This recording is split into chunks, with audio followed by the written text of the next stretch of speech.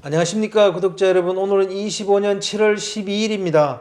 전국 9대도시 개인택시 시세 좀 알아보겠습니다. 먼저 대표님 본인 소개 좀 해주세요. 예, 안녕하세요. 인천 개인택시 조합지정업체 갈산상사 이원복입니다. 네, 대표님 이번 주 개인택시 시세 변화가 좀 있나요? 이번 주 개인택시 시세 변화는 전주와 동일하게 시세 변화가 없이 진행되고 있습니다. 서울부터 말씀드릴게요. 서울은 전주와 동일하게 1억 1,400만 원에 거래되고 있습니다. 부산은 1억 원, 대구 7천만 원, 인천 1억 2,300만 원, 광주 1억 4,300만 원, 대전 1억 2,800만 원, 울산 9,900만 원, 세종시 2억 2천만 원, 제주도 2억 200만 원에 거래되고 있습니다. 네, 대표님 전주하고 똑같나요? 예, 전주와 동일하게 진행되고 있는데요. 7월 들어서 날씨가 가파르게 더워지니까 아마 그 영향도 좀 있는 것 같아요. 네. 예. 날씨가 더워지면 매매하는 게 좀 뜸해지나요?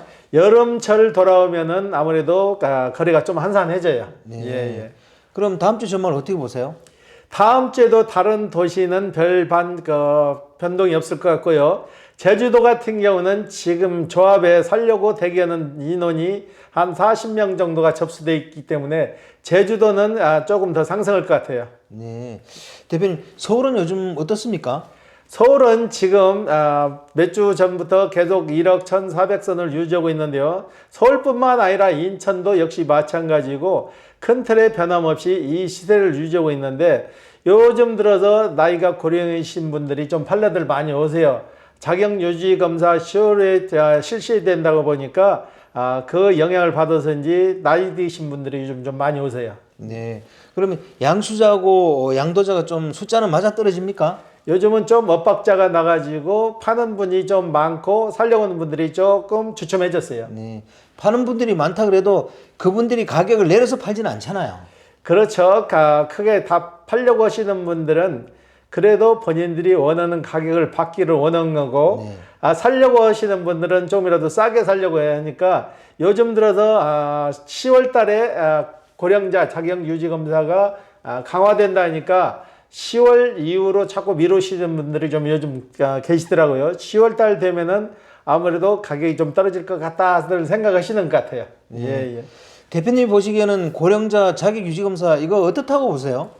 지금 들리는 말로는 자격유지 검사가 강화된다 할지라도 실질적으로 지금 고령자 자격유지 검사가 시행되지는 않고 있잖아요. 네. 현 상황에서 고령자 자격유지 검사를 받고 오신 분들 얘기는 바뀌어도 큰 틀에 변함이 없을 거고 웬만하면 다 될 것 같다 얘기를 하시더라고. 네. 거기 가서 그렇게 물어보나 봐요. 규정이 많이 바뀐다는데 어떻게 바뀝니까 하면은 거기서 답변을 하는데 큰 틀의 변함은 없고 한 두 가지 종류만 더 신설되는 것 같더라고. 네. 예, 그러니까 그분들도 그렇게 걱정을 안 하시더라고. 네. 예. 미리 또 그런 데다 질문하시는 분들이 있네요. 그렇죠. 다가올 일이니까 네. 어떻게 바뀌냐에 대해서 좀 문의를 하시는 거죠. 네. 예. 이번 주 거래건 중에 기억에 남는 건 있습니까? 예, 이분은 지인 소개로 오셨는데요. 이분은 소방관으로 오랫동안 근무를 하시다 정년퇴직을 하신 분이에요. 근데 이분은 교육 접수를 하려고 그러는데 교육 접수가 굉장히 어려운 걸 아시고 저희 사무실로 오늘 방문을 하셨는데 제가 보니까 그 문의를 했어요. 사장님은 전에 소방직으로 근무를 하실 때 운전직으로 입사를 하셨나요? 아니면 행정직으로 입사하셨냐고 물어보니까 마침 이분이 그러시더라고. 처음에 입사할 때 소방직 운전직으로 입사를 하셨더라고. 네. 그래서 내가 오늘 꿀팁을 드렸어요. 그러면 우리 사장님은 4박 5일 양수교육 받지 않아도 되고 우리 사장님이 옛날에 운전직으로 입사를 했기 때문에 운전직으로 입사한 그 경력으로 개인 택시를 살 수 있습니다. 그러니까 이분이 또 걱정을 하시는 거야. 자기가 운전직으로 해서 입사를 해서 계속 그동안 운전을 하다가 이제 직책이 올라가 가지고 직책이 높아지잖아요. 직책이 높아지면은 운전을 안 하시는 분들이 많아요. 그래도 가능합니까? 그렇게 다시 되반문을 하시더라고. 그런데 운전직으로 입사하신 분들은 운전직이지 직책이 올라가도 운전직 처음 입사했을 때 그 명기된 운전직으로 표기되기 때문에 개인 택시 사는 데는 전혀 지장이 없습니다. 네. 대표님, 소방관들도 개인 택시를 많이 하려고 준비를 하시잖아요. 그 이유가 뭐라고 생각하세요? 노후에 본인이 받은 퇴직금이나 이거 모아온 돈 비례해가지고 투자해서 안전성을 선택하는 거죠. 본인이 투자한 금액이 불안전하게 되면은 투자를 못 하는 거잖아요. 어차피 지금 연금은 어느 정도 받으시니까 그래도 본인이 가지고 있는 돈, 공직에 계신 분들은 많은 돈을 가지고 나오질 않잖아요. 알뜰하게 살다 보면은 그래도 열심히 사신 분들은 개인 택시 한 대 정도 살 정도만 해도 1억 5천에서 거의 2억이 소요되잖아요. 그러니까 살면서 그 돈을 모아가지고 나오는 것도 굉장히 재테크를 잘 하시는 분이죠. 그러니까 그 자기가 가지고 나온 돈에 대해서 안전성을 선택하시는 거죠. 예. 소방관들하고 개인 택시는 직업적으로 연관성이 없어 보이는데 그분들은 어떻게 알고 개인 택시를 이렇게 알고 접근하시는 거예요? 소방관뿐만 아니라 개인 택시 선호해서 오시는 분들, 경찰 공무원도 마찬가지예요. 관두기 전에 6개월 정도 사회로 나가기 위해서 교육을 실시하잖아요. 그때 600명 정도가 교육을 받았는데 절반 인원이 조사를 했더만 절반 인원이 600명에서 300명 정도가 제2의 직업으로 개인 택시를 선호한다는 문답지가 나왔나 봐요. 그 정도로 개인 택시가 인기가 좋은 거죠. 본인이 투자한 비례 금액에 대해서 일정 금액의 수익도 낼 수 있고 안전성을 선택하는 거죠. 예. 경찰관들이야 뭐 업무를 하면서 개인 택시를 좀 대하니까 그렇다 치더라도 소방관들은 업무 연관성이 없는 것 같은데 어떻게 알고 개인 택시로 접근하는지 좀 신기합니다. 개인 택시는 소방관이나 경찰관이나 고위 공직에 계신 분이나 은행원이나 학교 교장 선생님이나 그분들이 실질적으로 개인 택시 우선 관계가 있어요. 접하다 보니까 그래도 개인 택시가 그래도 괜찮다는 게 이제 입소문에서 입소문으로 나는 거죠. 전에는 개인 택시 하는 사람들을 많이 그렇게 좋은 평가를 안 했잖아요. 그 지금은 개인 택시 했던 1세대, 2세대, 3세대가 교체가 되고 지금 신진색으로 교체돼서 굉장히 개인 택시 하시는 분들 퀄리티가 굉장히 높아요. 학식도 많은 사람도 있고 공직에 있던 분도 많고 그러니까 퀄리티가 좋아지니까 개인 택시를 선호하시는 거죠. 예. 대표님, 지금 이맘때하고 작년 이맘때 개인 택시 매매량 변화가 좀 있습니까? 개인 택시 매매량은 해마다 급증을 해요. 전에는 인천에 평균 월 50대에서 60대 정도가 했는데 지금은 70대, 80대로 계속 늘어나는 스타일이에요. 인천뿐만 아니라 전국 도시가 고령에서 젊은 층으로 그래도 유입이 계속 변하는 거죠. 그러다 보니까 파는 인구가 많고 대체되는 인구가들이 젊은 층으로 이제 변하는 거죠. 예. 그렇게 늘어나는 핵심적인 이유가 뭐라고 생각하세요? 사회적 불안과 안전성이죠. 본인이 투자한 금액에 대해서 어느 정도 안전성을 택하고 정년퇴직에서 오시는 분 같은 경우는 다시 정년이라는 걸 다시 생각할 필요가 없잖아요. 본인 건강관리만 잘하면 지속적으로 할 수 있기 때문에 그걸 선택하시는 것 같아요. 예. 개인 택시 매매량이 늘어나는 게 베이비붐 세대의 은퇴하고도 관련이 있다고 보세요? 제일 크죠. 지금 64년생부터 74년생까지 제2의 베이비붐 세대잖아요. 그 쏟아져 나오는 인원이 거의 1,000만 명에 육박해요. 이분들이 제2의 직업으로 선호하는 직업이 그래도 개인 택시 쪽으로 많이 치우치는 거죠. 예. 대표님, 이번 주에는 택시를 탔다가 뭐 다쳤다 그러면서 현금을 갈취하거나 보험금을 청구한 사례가 있다는 거예요. 여기에 대해서 대표님은 어떻게 생각하세요? 그래서 지금 차량에 보면은 블랙박스가 있죠. 그래서 블랙박스를 수시로 확인하고 내 블랙박스가 정상적으로 작동하는가 그걸 잘 살펴보셔야 돼요. 블랙박스가 내 변호사인데 그걸 등한시 살펴보지 않고 있다가 막상 일 닥치면은 그걸 출력하려면 그걸 잘 안 되는 사례가 있는데 지금 같은 경우에는 그런 여러 종류의 사기 종류가 많이 빈번하잖아요.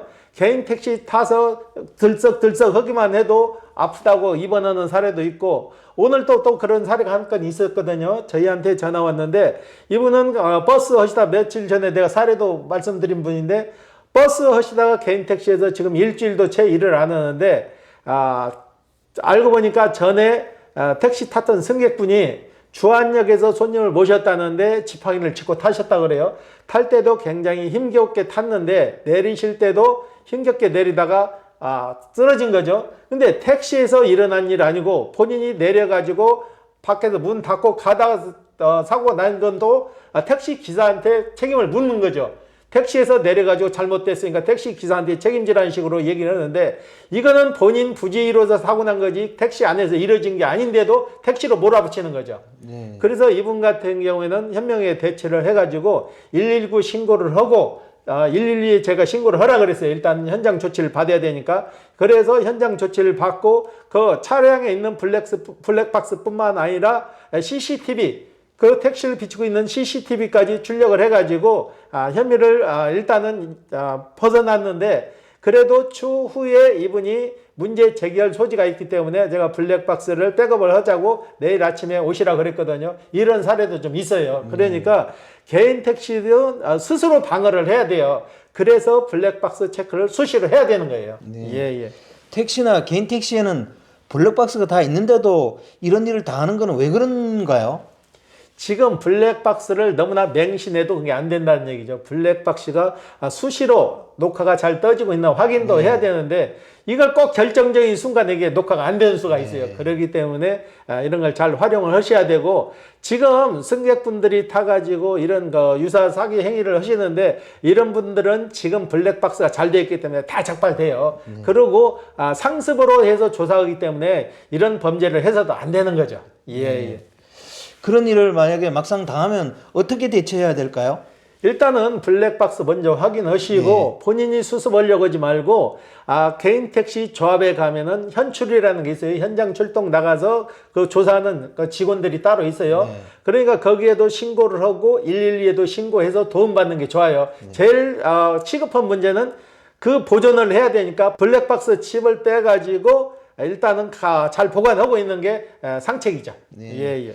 그런 일을 당했을 때 바로 112에 신고하는 것도 하나의 방법인가요? 그렇죠. 112에 신고를 하게 되면 바로 출동해서 현장에서 조치를 하잖아요. 그냥 그 지역을 벗어나게 되면은 잘못되면 뺑소니로도 몰려놓고 불필요하게 오해를 살 수가 있으니까 그 현장을 벗어나지 말고 될 수 있으면 현장에서 조치를 취하는 게 방법이죠. 예. 예전에 대표님이 하실 때도 이런 일이 종종 좀 있었어요? 우리 때는 블랙박스라는 개념 자체가 없었잖아요. 그리고 그런 피해가 거의 없었고 그런 사기범도 없었는데 요즘은 그게 자꾸 매스컴이나 이런 데서 언론에서 자꾸 이야기를 시키니까 더 그런 게 극성을 부리는 것 같아요. 예. 블랙박스를 주기적으로 점검해야 되겠네요. 그렇죠. 블랙박스가 내 변호사인데 이게 잘 녹화되고 있나 확인을 해야지 결정적인 순간에 녹화가 안 돼버리면 이게 무용지물이잖아요. 그런 게 수시로 확인하는 것도 하나의 방법이죠. 예. 마지막으로 대표님, 택시 탔다가 그것 때문에 다쳤다고 어거지 쓰는 사람들에 대한 대처법 그거 조언 좀 부탁드립니다. 어거지 쓰고 그런 분들한테는 다투지 마시고 블랙박스를 잘 활용하시고 그 자리에서 112로 신고를 하셔가지고 도움 받는 게 가장 현명한 방법입니다. 오늘 인터뷰 감사합니다. 네, 구독자 여러분, 오늘은 25년 7월 12일입니다. 전국적인 개인 택시 시세 변화는 없습니다. 아마 날이 더워서 그런 것 같고요. 최근 택시를 탔다가 뭐 택시 때문에 뭐 그 안에서 다쳤다고 하면서 현금을 갈취하거나 보험금을 청구하는 사례가 있다는 거예요. 그런 사건이 발생하면은 블랙박스를 잘 확보하시고 경찰에 신고해서 적절하게 조치를 받아야 될 것 같습니다. 괜히 억울하게 뭐 그분들한테 돈을 뜯긴다거나 그래서는 안 될 것 같습니다. 자, 호화제는 다음 주에 또 다른 주제로 구독자 여러분 찾아뵙겠습니다. 안녕히 계십시오. 호호아지였습니다.